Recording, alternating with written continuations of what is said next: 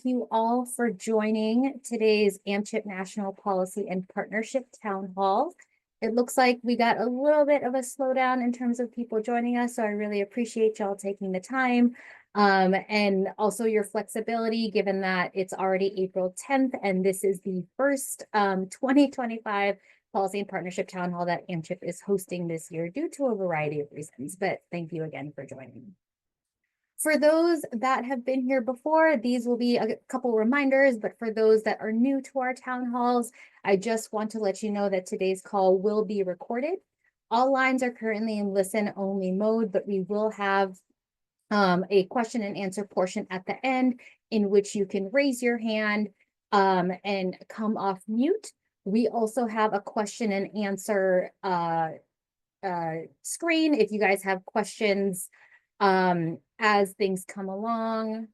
Did not receive the link. So Tony, I'm acknowledging your question here that folks registered but didn't receive the link. I'm going to go ahead and tap my colleague Gabrielle to help you out with that tech issue. Thank you for flagging for us. If you have questions for the presenters, you feel free to type it in the chat box or the Q&A function that seems like is already working.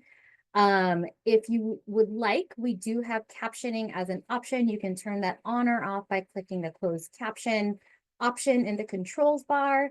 And then at the end of our call today, we're going to have an evaluation survey. It'll only take a couple seconds, so we would really encourage you to complete that immediately after the call or towards the end. Again, if you encounter any technical difficulties, please feel free to reach out to either my colleagues, Karina Collins or Gabrielle Galusha, either in the chat or emailing them directly at their emails here that I've listed. So today, we only have a couple topics on the agenda. However, each topic is very robust in nature. I'm going to go ahead and kick us off with some, or myself and Gabrielle will kick us off with some policy updates from AMCHP, stemming from updates on the administration or the executive branch, as well as Congress, and then that will seamlessly flow into an update from our colleagues over at Families USA, specifically around Medicaid. And then, as I mentioned, hopefully we'll have a couple minutes at the end for some question and answers. So I'll go ahead and pass it to my colleague, Gabrielle, to update y'all on our most recent conference that we held in DC. You're muted, Gabrielle. Sorry about that. Hi, everyone. I'm Gabrielle Galusha. I am the Policy and Government Affairs Manager over at AMCHP. So last month, we all had the opportunity to sit in on AMCHP's annual conference. It started on March 15th. It was a fantastic turnout. We had over 1,000 registrations, sitting over at 1,031 people that joined over. We actually were able to print 973 of those badges on site. We additionally allowed exhibitors of 44, and we had 16 incredible sponsors that joined in on our conference. It was an incredible opportunity to allow for maternal and child health advocates to convene and discuss on the work that they are doing.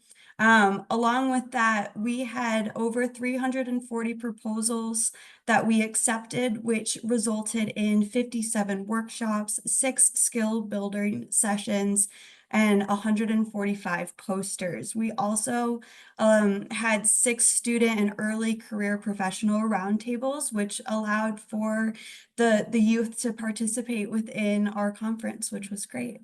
Next slide, please.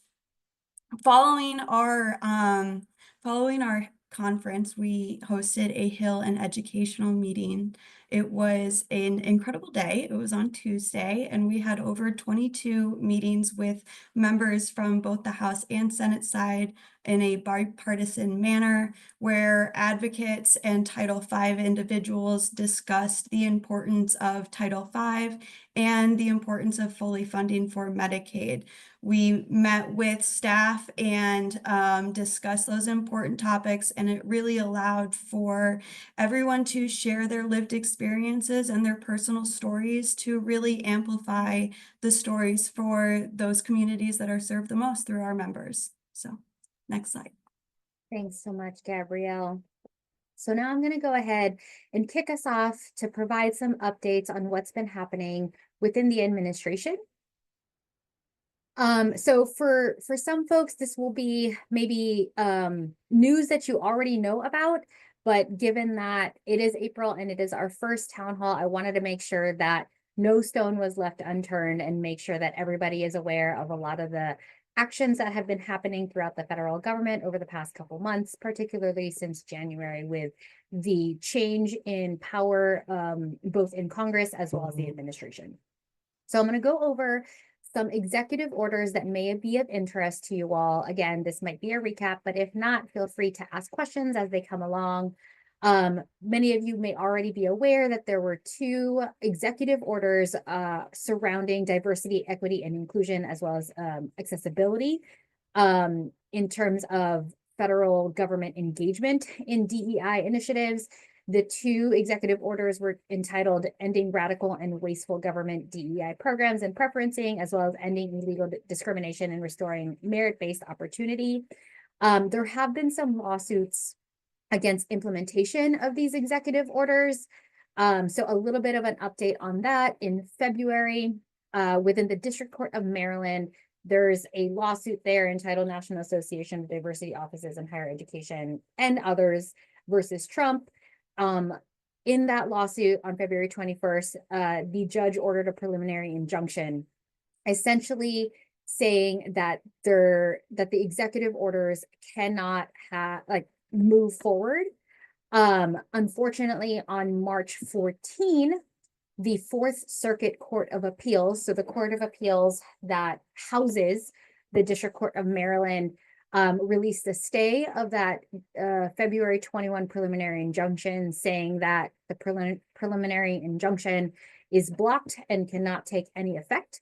Today, there are going to be oral arguments in the District Court of Maryland to vacate that preliminary injunction. So essentially saying that there's going to be arguments to have that preliminary injunction that was released on February 21st to make it not exist anymore. Other select executive orders that may be of interest around gender. There were a couple around that, particularly defending women from gender ideology and protecting children from chemical and surgical mutilation. There were some other executive orders that may be of interest and that may be affecting how you function in the public health and maternal and child health space, including the designating English as the official language of the United States executive order, and establishing the president's Make America Healthy Again Commission. There were also some executive memos that have come out, and I've highlighted a couple here again that might be affecting the work that you will do. Specific to communications, there was a Department of Health and Human Services memo immediately pausing documents and public communications by HHS agencies. Since then, there's been a lot of changes on how this is being interpreted and implemented. As of right now, verbal communications seem to have resumed with HHS agencies and partners. However, right now it has been indicated to us that HHS employees are at liberty to speak to funded entities, however, not at liberty to speak with the general public at this time. There's also been a funding freeze memo for AMCHP members. There have been a lot of conversations that we've been holding with regard to the funding freeze memo. So for folks that may not have been aware, the Office of Management and Budget released a memo to temporarily pause agency grant, loan, or other financial assistance programs. This happened back in February, and some federal agency grantees were not able to access federal funds at that time. Since then, there's been quite a bit of legal action around this funding freeze memo, despite the fact that the memo was rescinded in January. So I listed here two court cases, one in the District of Columbia and one in Rhode Island. And in both of those lawsuits, there are preliminary injunctions in place, essentially stopping any pausing, freezing, blocking, canceling, suspending, etc., of disbursements of funds. and I went through, here we go. And stopping any implementation of the original funding freeze memo, as well as stopping any reiteration of the original funding freeze memo that was in place. Other executive memos that you may be interested in, there was a government transparency memo in terms of HHS. HHS released a policy statement or rule, and this is in the Federal Register, and it's entitled Policy on Adhering to the Text of the Administrative Procedure Act. So for those that are not quite familiar with the Administrative Procedure Act, this might be something that folks might have looked over on accident because it doesn't say the word health in it. However, this policy is a policy that would limit the circumstances under which Department of Health and Human Services agencies must publish proposed rules for public comment. So for those that have been in the government affairs space or the policy space for quite some time, we've been functioning under a lot of public transparency where there's a notice of proposed rulemaking with opportunities for the public to weigh in to proposed rules before they become finalized. And this policy statement may change how that looks like moving forward. And then in terms of the workforce, there was a hiring freeze memo that went out, as well as a reduction in federal workforce memo that went out to guide the implementation of the executive order entitled Implementing the President's Department of Government Efficiency Workforce Optimization Initiative. So I'm going to update you all right now on the most recent action in terms of that implementation, which happened last week. The Department of Health and Human Services released a fact sheet entitled HHS's Transformation to Make America Healthy Again. This was in response to that executive order that I just mentioned, and it largely reduces in force the employees of the Department of Health and Human Services. So prior to the memo last week, there were 82,000 full-time employees. That's wrong. Starting in January, there were about 82,000 full-time employees with the Department of Health and Human Services. And as a result of the fact sheet and the reduction in force efforts outlined within it, the employees of HHS will be reduced to 62,000. So about 20,000 staff will or have been cut already. Of the 28 divisions within the Department of Health and Human Services, those will be consolidated to 15. For the 10 regional offices that HHS functions under, those will be consolidated to 5. How that's going to be implemented and what the effect will be on kind of downline programs, that is still to be determined. And there's going to be a new administration for a healthy America. And the intent that is outlined in that fact sheet is that the administration would like to consolidate various agencies, including OASH, HRSA, SAMHSA, NIOSH, et cetera, into one administration moving forward. So that is what was outlined in the fact sheet. In terms of how that is going to look like moving forward, we are still waiting for guidelines and details on implementation and a timeline. For situational awareness, the Department of Health and Human Services asked for a phase 2 reorganization plan from various agencies to give to the Office of Management and Budget, as well as the Office of OPM. I forgot the the acronym there, but OPM, and that is due by Monday, April 14. So I think we will see a few more details that come up by Monday. Until then, AMCHP is working to understand who is remaining at each agency and who are the new contacts for distinct activities. So this came with not a lot of information sharing prior to the fact sheet.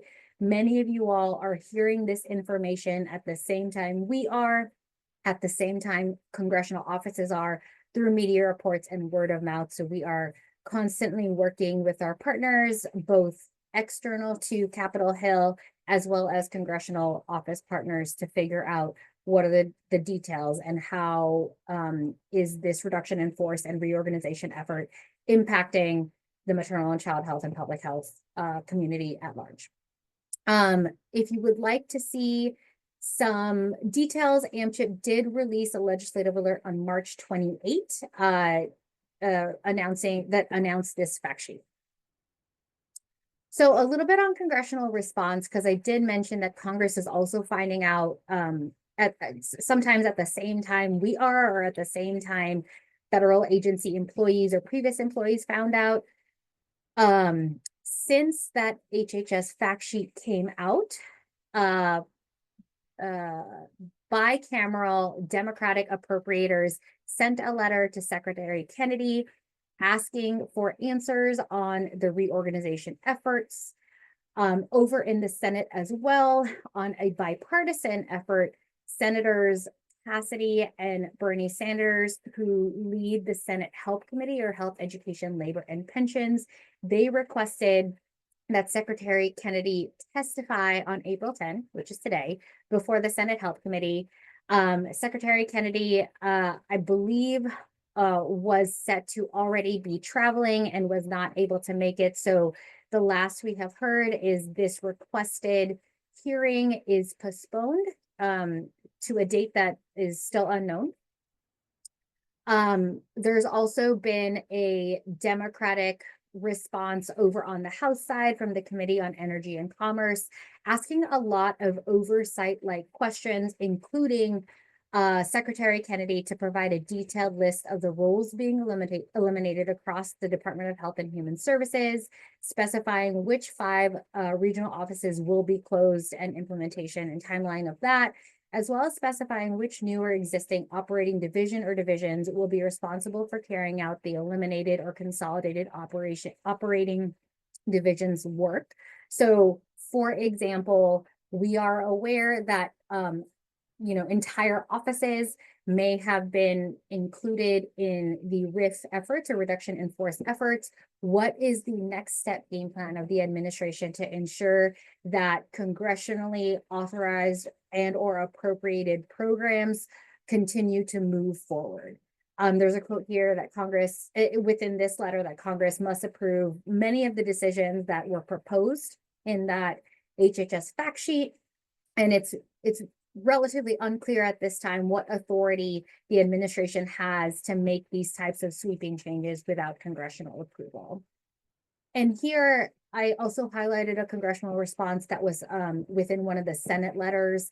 And it was just a couple weeks ago, I think it was like 3 weeks ago now, that Congress passed and the president signed a full fiscal year 25 appropriations bill. Despite the fact that it was a continuing resolution, it's still a bill that became law. And the department's announcement of reorganization disregards how Congress appropriated that funding for fiscal year 25 that should take us to September of this year. The reorganization really seeks to illegally eliminate agencies Congress explicitly appropriated funding for, and potentially illegally moves functions and programs for which Congress appropriated funding for one agency to carry out to other agencies that are not congressionally authorized or appropriated. So that is kind of the lens that Congress is looking at in terms of a response to these changes, and we will keep you all apprised as we hear more on these efforts. So I'm going to move into a congressional update really quickly prior to handing it off to my colleagues to talk about Medicaid. So just to give you all an update with fiscal year 25, I kind of alluded to it in the last couple of slides. On Saturday, March 15, President Trump signed a continuing resolution into law. What it does in terms of funding is it mostly extended funding at fiscal year 24 levels through September 30th, 2025. There were some cuts that were included in this continuing resolution, roughly $13 billion for non-defense funding, including health. There were some increases, including $6 million of additional funding for the WIC program and $6 billion for some defense funding. And then it did extend in terms of some reauthorizations that were, reauthorizations for programs that were about to lapse. It extended authorizations for community health centers, sexual risk avoidance education programs, family-to-family health information centers, or F2Fs, and the National Advisory Committee on Children and Disasters. So where are we in terms of forward thinking for funding for maternal and child health programs. This list here and this chart here is not exhaustive of all the maternal and child health programs that do exist in the federal government. These just reflect the programs that AMCHP is taking a lead or co-lead role on. We do partner with a lot of other organizations that take leadership over other programs that may even tie into these programs listed here, including Title V, recognizing that Title V has a, complementary relationship with a wide variety of maternal and child health programs that are supported by the federal government. So where we are in the fiscal year 24 and 25 enacted version of funding is this blue column here, where Title V received $813.7 million, which was a $2 million cut compared to fiscal year 23. That was very specific to the SPRANS bucket of funding, so the special projects of regional and national significance. For the CDC Safe Motherhood line, so this Safe Motherhood initiative over at CDC encompasses programs including the Maternal Mortality Review Committee, CDC supported work, as well as perinatal quality collaboratives. That received a $2.5 million increase from fiscal year 23, however, was level funded since fiscal year 24. The CDC SETNet program, so Surveillance for Emerging Threats to Mothers and Babies program over at CDC received $23 million. And the National Healthy Start program received $145 million. I want to kind of highlight some precedents here in how we're thinking about some of our conversations and advocacy moving forward into fiscal year 26.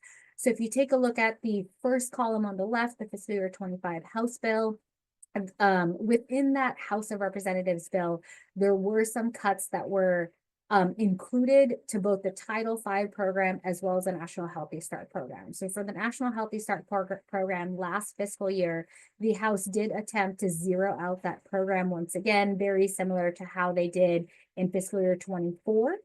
And then the House last fiscal year for Title V, as a reminder, increased the state formula fund for Title V by $5 million, however, decreased the SPRANS bucket of funding by $15.8 million.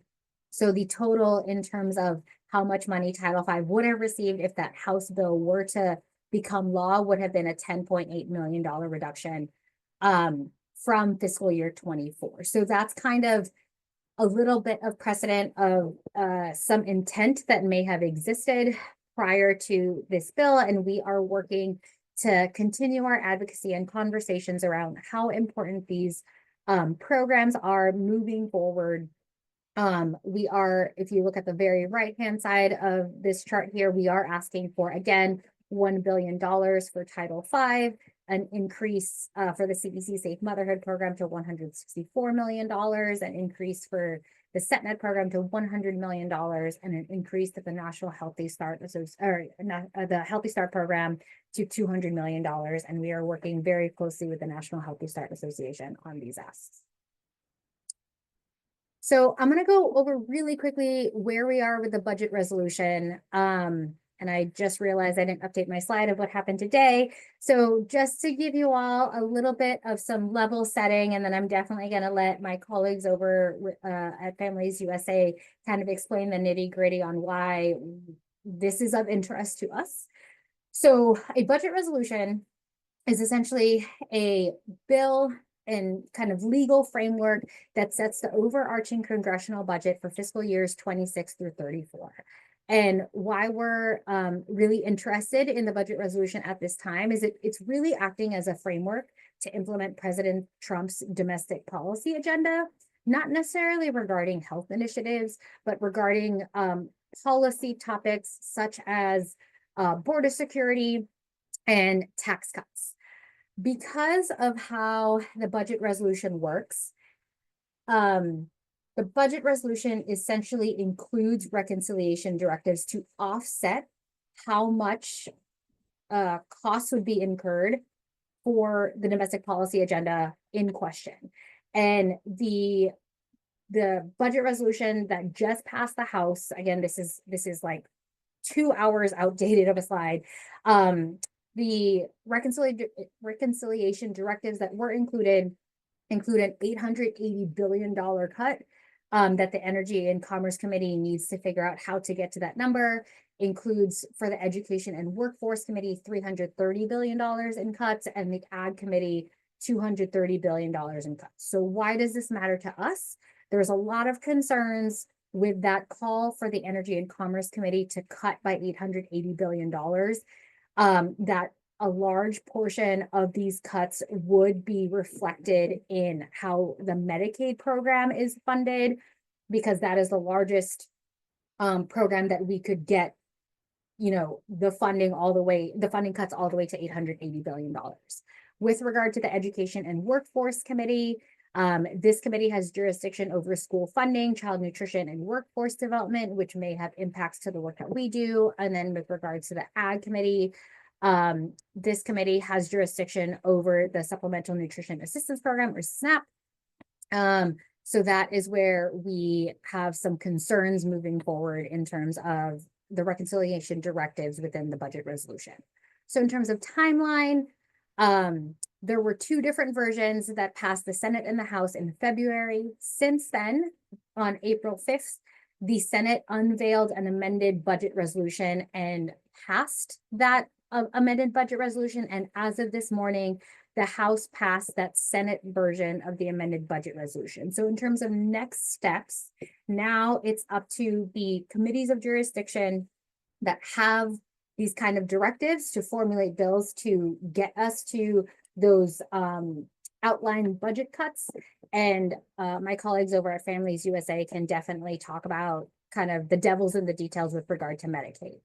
But before I pass it on to them, I just want to share a little bit of ongoing actions that AMCHP has taken, both in terms of appropriations advocacy as well as Medicaid advocacy. So for appropriations, we have been completing a lot of congressional forums, so 172 and counting as of a couple of days ago, indicating to Congress how important a lot of the maternal and child health programs are, particularly those 4 that I listed in the chart a couple slides ago. We submitted a written public testimony for Public Witness Day that happened yesterday for the Labor, Health, and Human Services Subcommittee of the Appropriations Committee. Our president, Don Bailey, submitted that public testimony outlining not only how important Title V is as a program overall, but how important it has been for her and in her personal life. And we also were able to highlight some examples throughout the states and territories of how Title V is being positively used to affect change across the maternal and child health populations in various states.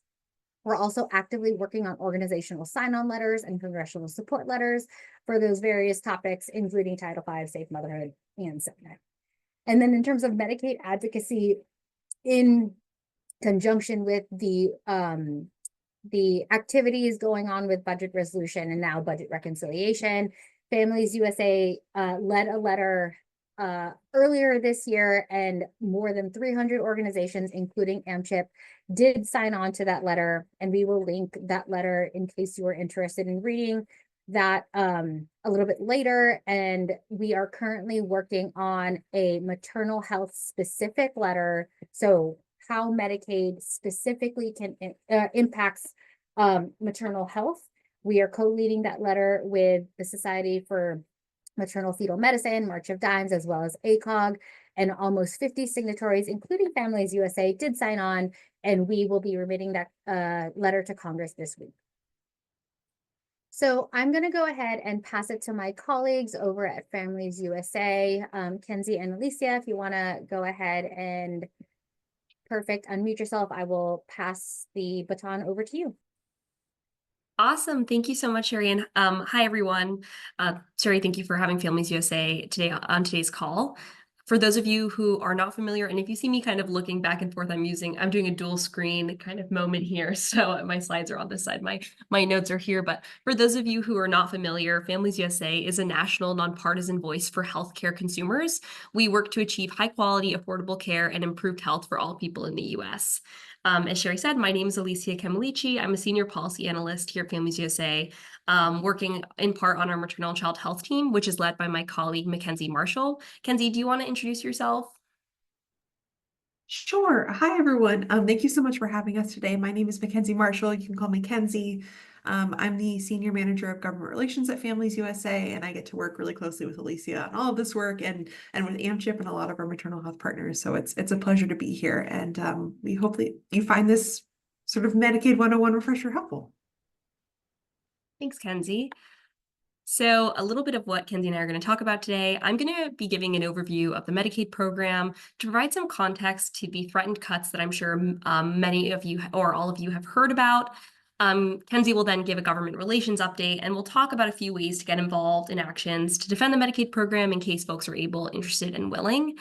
For those of you who are familiar with the mechanics of Medicaid, the content of this presentation will probably be very familiar to you. But for others, I'll be discussing some kind of technical aspects of the program. So of course, if you have any questions, feel free to drop them in the Q&A box and we'll try to get to them. We'll also have a moment at the end for questions. So I'm just going to go ahead and jump right in.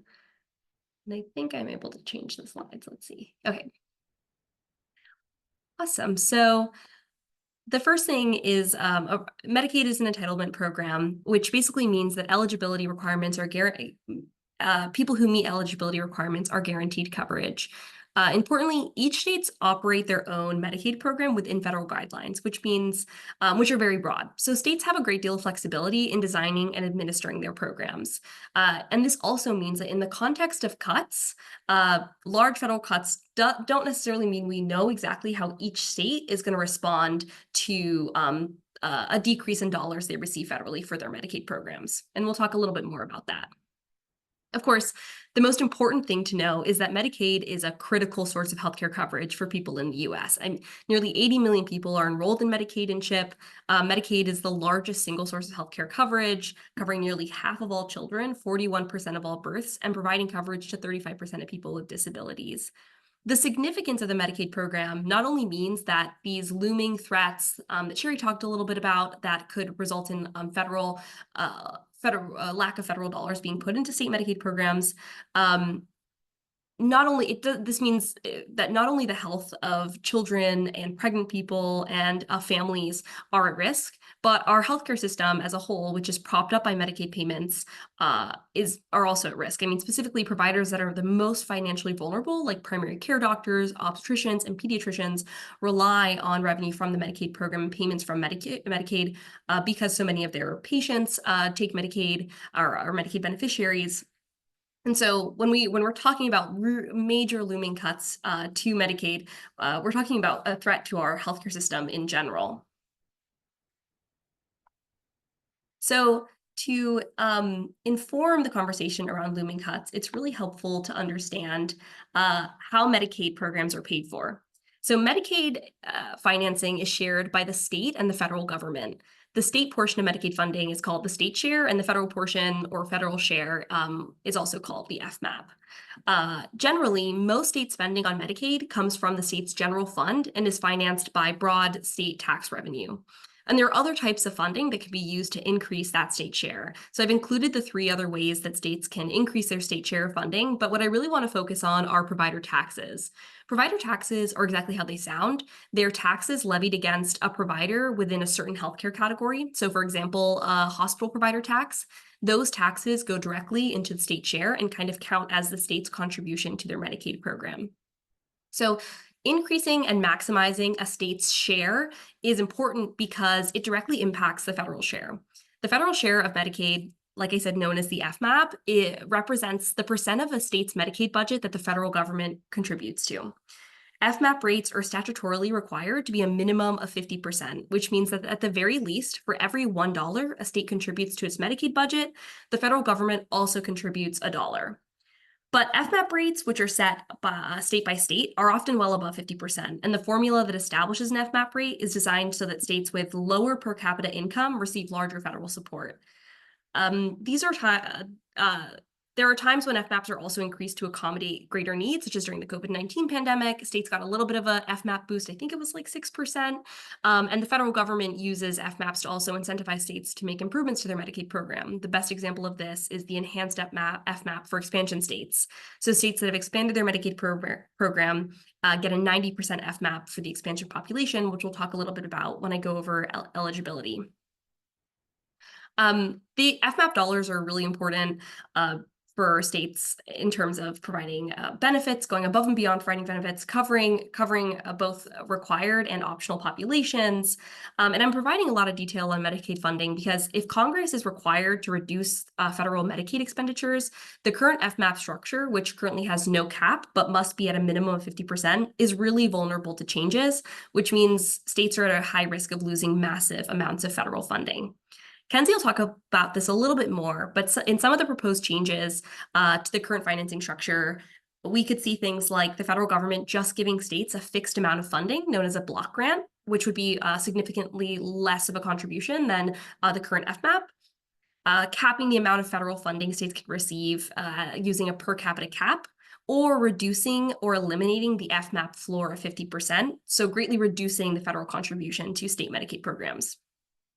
Additionally, the provider taxes, which I mentioned, are used to increase the state's share of Medicaid to subsequently pull down more dollars from the federal government, could be eliminated as a funding option. And these are all looming threats. These are kind of a lot of what we talk about in terms of risks to state Medicaid dollars if, depending on the outcome of the budget reconciliation process and the amount of savings the federal government is forced to find.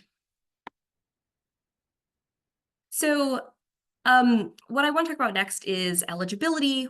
When thinking about potential cuts, understanding who is eligible / receives Medicaid is another important part of this larger picture.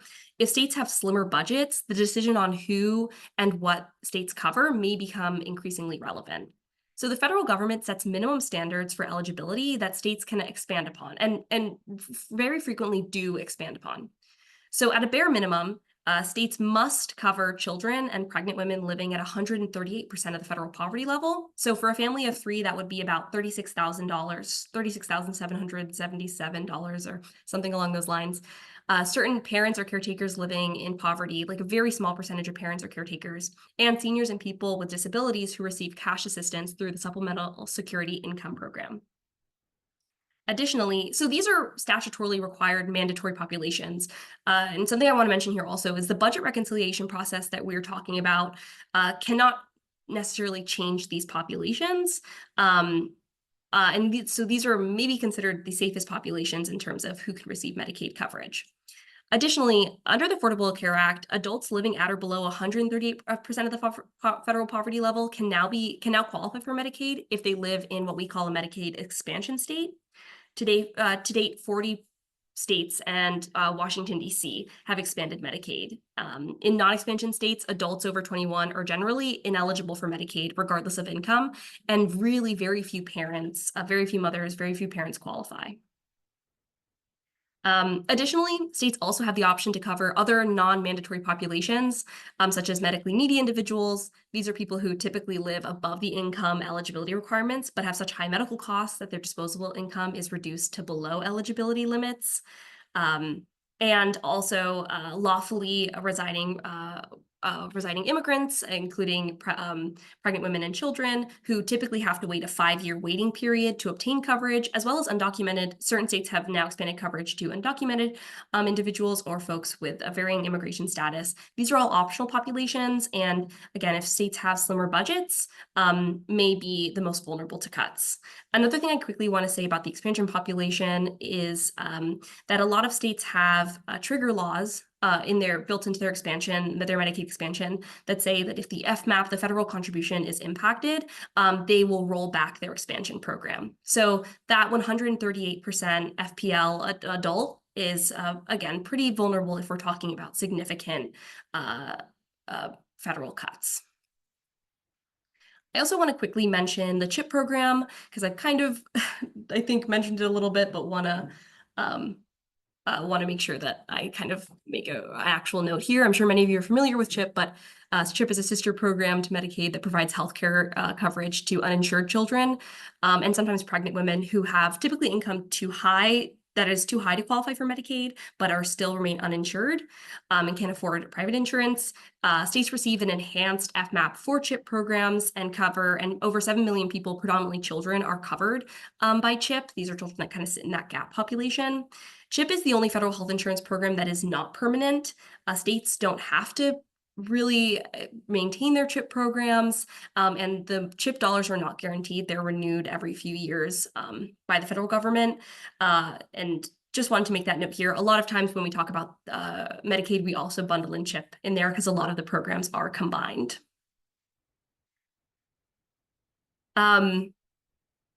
Go ahead and change the slide.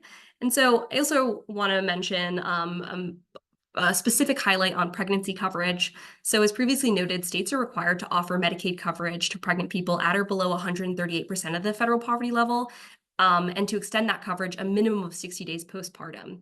States have the option to extend postpartum coverage to up to 12 months, and the vast majority of states have done so. Only 2 states haven't extended the postpartum coverage to the full 12 months. As previously noted, there are also pregnancy coverage options under CHIP, which includes a pregnancy coverage option for undocumented pregnant people to cover from conception to birth. And in many states, that is the only option. In some states, that is the only option of coverage for pregnant undocumented individuals. Some states use Medicaid and CHIP programs to cover pregnant people up to and well over 300% of the federal poverty level, which is wonderful, and we're so glad that states do that, and we want to maintain that coverage. But of course, like I said, another potential point of vulnerability. So recognizing we're getting a little bit up on time and I'm talking quite a bit, I just want to I want to quickly mention benefits. So state Medicaid programs cover a broad range of services, many of which are federally required to be covered, and others that states choose to cover. So this, similar to eligibility requirements, income eligibility requirements, states go above and beyond mandatory requirements. In the case of benefits, every state has opted to cover at least some optional services. And over the past few years, we've made major strides covering services that are not getting states to cover services that are not mandatory, but we know have a major impact on the health of pregnant people and children and families. I've highlighted some Medicaid benefits that may be of interest to folks on this call. Of course, doula services are one we at Families USA have talked about quite a bit. Home births, diabetic services. We think about continuous glucose monitors for pregnant people with gestational or type 1 or type 2 diabetes, childbirth and parenting classes. Optional services states are opting into providing those services, and we would ideally want to maintain the provision of these optional services. But there are a few mandatory services that are protected and required to be provided by states. And that includes things like family planning services, freestanding birth centers, of course, inpatient and outpatient hospital services, labor and delivery services, I think I said nurse midwife services, family planning services. So this might be helpful for folks to distinguish what services and benefits Medicaid programs have to deliver versus what they're opting into and tailoring their programs to deliver. And in that same note, I want to quickly talk about the early and periodic screening, diagnostic, and treatment services, EPSDT, under children's coverage under Medicaid. EPSDT is a required and mandatory service under Medicaid that makes Medicaid children's coverage really a gold standard in health care coverage. It sets a standard across private insurers, and really what EPSDT does is require that states cover all medically necessary services a child needs. And this is a required service. This is a service that is statutorily mandated and cannot be changed, which cannot be changed during the budget reconciliation process. But EPSDT ensures children get screening services like physical exams and lab tests and immunizations, important tests like lead screenings. It means they get behavioral health services as well as physical health services, dental services that are medically necessary. And there are moments, I have been times when I think the definition of medically necessary has been challenged, but really in its premise, EPSDT coverage is what ensures that if a child needs a healthcare service under the Medicaid program, that service is covered. And kind of in maybe a lighter note, EPSDT is a mandatory required service under the Medicaid program, and something that we are happy is required and mandatory and not something that states can necessarily opt out of if they're looking to slim their Medicaid budgets come a change in the FMAP. So there was a lot of information there, and all of that was to say that there are certain vulnerabilities and decisions state Medicaid programs may have to make if the federal contribution is minimized or changed through the budget reconciliation process. But all of that to say is we don't know how states are going to reckon with their budgets come the end of budget reconciliation. We can't necessarily anticipate all of the changes they would make to ensure that the sustainability of their state Medicaid programs. And also, we don't know if that all of those changes would be within the Medicaid program. A lot of these budget concerns will leak into other really critical services and programs that states provide as they search for these dollars, if budget reconciliation ends up resulting in these major Medicaid cuts that are being threatened. So enough of my voice. I'm going to kind of pass this off to Kenzie. It was a lot of information, of course, so we're always happy to chat about this another time via email or offline. But Kenzie, take it away. Thank you. So Sherry covered a little bit of this at the beginning on sort of what's been happening within the Senate and the House, but I'm going to try and give a little bit more insight specifically into what's going on with Medicaid. So as I'm sure you've all seen, on Saturday, the Senate passed their version of the budget blueprint, which details different reconciliation instructions for the House and Senate committees. The new budget plan combines the House GOP's original framework of $1.5 trillion in spending cuts with a bare bones Senate plan, which guarantees only $4 billion in spending cut targets and makes a little bit more room for tax cuts that aren't fully paid for. As we've seen over the last few days, the budget debate has really revealed that the biggest looming fight between Senate and House Republicans is over Medicaid and really the depths of cuts that they're willing to make. In the Senate, we saw Senator Josh Hawley of Missouri introduce bipartisan amendments stripping House draft language that specifically impacted Medicaid from the resolution on Saturday. Unfortunately, that effort failed. We also saw Senate Republicans, including Senators Lisa Murkowski, Jerry Moran, and Senator Collins, who all voiced strong misgivings about the House language, which they said specifically threatened Medicaid benefits. And that comes to like the last 2 hours. After we saw the Senate pass the resolution, there was a question of what was going to go on with the House. Speaker Johnson struggled to move the resolution earlier this week. He even pulled the resolution text from the floor yesterday. But as of this morning, the House approved the Senate resolution text with a vote of 216 to 214, with 2 Republicans, Representative Victoria Spartz and Representative Thomas Massey, joining all of the Democrats in voting against the resolution. This is a significant win for President Trump and for GOP leaders in Congress. And after days of suspense, dozens of Republican holdouts ultimately agreed to vote with the Senate adopted blueprint after Speaker Mike Johnson and Senate Majority Leader John Thune publicly promised to seek at least $1.5 trillion in spending cuts to safety net programs in the final package. Which is really what many members of the House wanted. There were members of the House Freedom Caucus that were looking for deeper cuts from the Senate and were frustrated with the package. And so having Senate Majority Leader John Thune come forward and stand with Speaker Mike Johnson today likely made people feel more comfortable with the amount of cuts that they were willing to move forward with. At the end of today and going into the weekend, this is the beginning of April recess. Members are going to be back in their districts and in their states for the next 2 weeks. Now, Senate and House Republicans really need to identify and negotiate their proposed cuts. And this is going to be tricky because Senate Republicans have planned to use a seldom used approach, what they're calling the current policy baseline, to make a tally of a price tag for their tax policies. GOP leaders plan to extend the 2017 Trump tax cuts while also enacting up to $1.5 trillion in new tax breaks. And they're going to do that all while claiming that they're only increasing the federal deficit by about $1.5 trillion. I'm going to put in the chat sort of debriefer on what the current policy baseline is for all of you. If you're interested, no worries if you're not. But it's an interesting process, and frankly, I think many of us feel like a lot of it is just sort of hand waving. Republicans are now going to have to grapple with how to fulfill conservative demands for $1.5 trillion in cuts to safety net programs. And of course, the major focus is going to be on Medicaid. And they're going to have to do that while many moderates, including folks like Josh Hawley and Jerry Moran and Murkowski and Collins, who have expressed a lot of concern and wariness about the changes that could lead to benefit cuts. So we don't expect Republicans to be particularly transparent through the next stage of this process as they talk within their committees, as they conference amongst themselves. It's likely that we might not actually see the text of the reconciliation package until it gets closer to the floor. So I just want to reinforce that everything that's about to happen really over the next couple of weeks is a more permanent step, but it's still just a step. They still need to vote to approve the full reconciliation package. So there's still plenty of opportunities for us to continue to get involved and continue to voice our concern.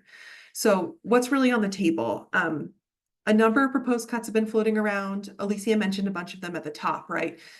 Block grant, per capita cap, reduction or elimination of provider taxes. The one that she didn't really cover, but I think is worth mentioning, are a Medicaid work requirement or work reporting requirement.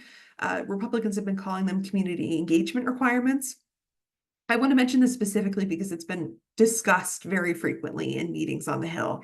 And this would mean that as a condition of coverage, certain adults would be required to work a minimum number of hours and then report those hours to maintain their coverage. And we know that among adults under the age of 65 who do not receive Social Security disability insurance and who are not covered by Medicare, that 92% of these individuals already work full-time. The remaining adults are not working due to caregiving responsibilities, to illness, to disability, because they're attending school or because they're unable to find work, which are all incredibly legitimate reasons as to why they might not be working.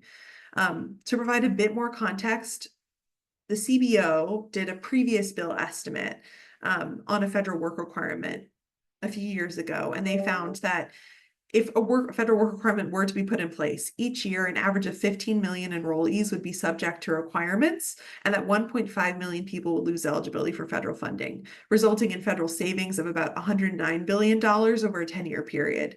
And the CBO analysis also showed that the policy would increase the number of people without health insurance by about 600,000 people, and it would not increase employment, which is what Republicans continue to say is the point of work requirements. But what's really important about that is that it would only increase federal savings by $109 billion. So let's say Republicans do decide to move forward with a plan like this. $109 billion does not get the Senate Finance Committee or House Energy and Commerce anywhere close to the $880 billion floor that they're required to set through reconciliation. So it would be likely that we would see work requirements, and in addition to that, we would also see something else. We would also see a cut in provider taxes. We would also see a per capita cap. So we're not just dealing in small numbers here. These are going to be huge and significant cuts to the program. In addition to these types of formalized cuts, the other thing that they could take on is rolling back a number of Biden-era rules, such as the nursing home rule or the Medicaid access rules. I'll also put in a chat a description of what's been going on with the nursing home rule. You might have seen recently that a judge in the Northern District of Texas, Judge Matthew Kaczmarek, who also ruled on mifepristone and a number of other really important cases over the last few years, ruled against a portion of the nursing home rule. And there's a question of if Republicans did want to use the rollback of a nursing home rule to help pay for some of these tax cuts, that they might not be able to use the full amount anymore, because he ruled that some of the portion of the initial Biden era rule was not in line with existing Senate legislation. So it's not really clear what they're going to do. If they were depending on that money, they might have to look other places for cuts, or they might just have to move right directly to the Medicaid access rules. It's not clear. I want to say that, like, the crazy informative slides that Alicia has put up here are all from my colleague Mary Beth, who's our Medicaid director. We will send them around. There's a bunch of information here that I'm not going to go into on different types of cuts, different types of rules that could be rescinded, but it's good information if you guys would like to read through. I do want to say, since we're close on time, I just want to say that there's more that we can do. I know that everyone frankly, myself included, are very tired. We've all been doing a lot. We've all been voicing our concerns frequently over the last few months.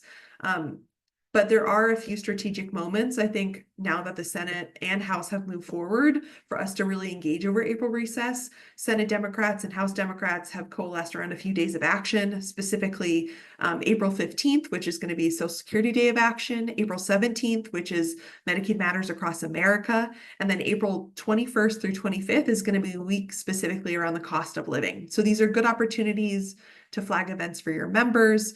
I know that many of you can't lobby, but there are also opportunities to share critical data and stories with members, or pass those on to national groups that you hope can, get those numbers and get those stories into the right hands. We'll also circulate around a resource page that Families USA has that collects a wide variety of resources from other organizations as well, that we think is like a really great landing page. And it also has a calendar of events that you can check into.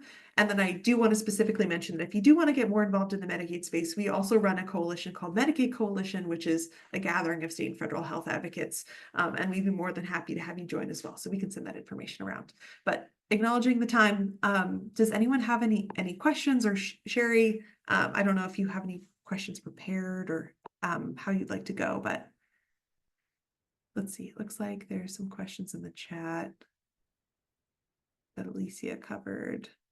Yeah, thanks so much, Kenzie, and thanks so much, Alicia. I think there's one more question in the Q&A. Has anyone calculated how much it would cost to administer a work requirement for Medicaid?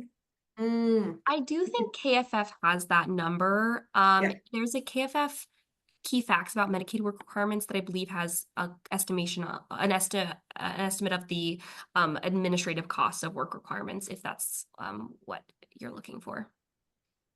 And we can find that for you and send it to Sherry and make Yeah. sure it gets to everyone. Thank you so much. And for those that were asking if the recording will be made available, as well as this slide deck, yes, we will be sending out the recording after this call, as well as the slide deck that included all of the links that we included.